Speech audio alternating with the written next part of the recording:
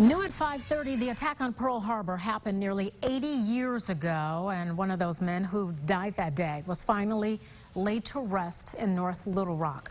We first told you about fireman First Class Dan Regan last week. Our Jay Burr was at the ceremony today as Regan was buried with full military honors. Jay.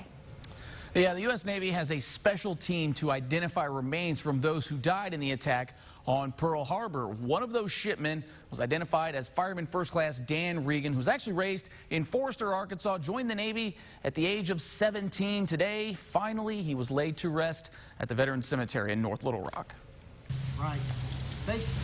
The U.S. Navy has made it a priority to identify the remains of those lost in the attack on Pearl Harbor. For the USS Oklahoma, they started with over 388 sets of remains unidentified in 2015. They have now ID'd 355 of them.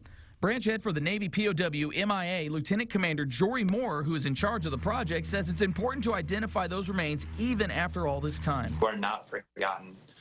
It doesn't matter how long ago it was, 80 years, 20 years, we are still working to identify those missing sailors and Marines. Remains are identified by cross-referencing DNA samples from family members. Fireman First Class Dan Regan served aboard the Oklahoma and was identified in 2019, right before the pandemic. He was finally laid to rest Tuesday at a ceremony with full honors. Lieutenant Commander Richard Vatz of Little Rock says even though Fireman First Class Regan has been gone for nearly 80 years, it's still important for families to have a proper honoring. It's not just honoring Fireman First Class Dan Regan here. It's also about us being able to move on. And I think going through these emotions and going through the process of rendering honors and firing the volleys, playing taps, folding the flag, it all just helps us move on. He's been to many military funerals and says the moments are always somber. Every time I hear the notes on taps, it's just, you know, it's just such a heavy moment. Lieutenant Commander Vatz says Fireman First Class Regan was a fellow shipman despite the vast difference in years, and the Navy honored the sacrifice he made. Despite practicing the ceremonial aspects of a funeral, it always leaves an imprint to him.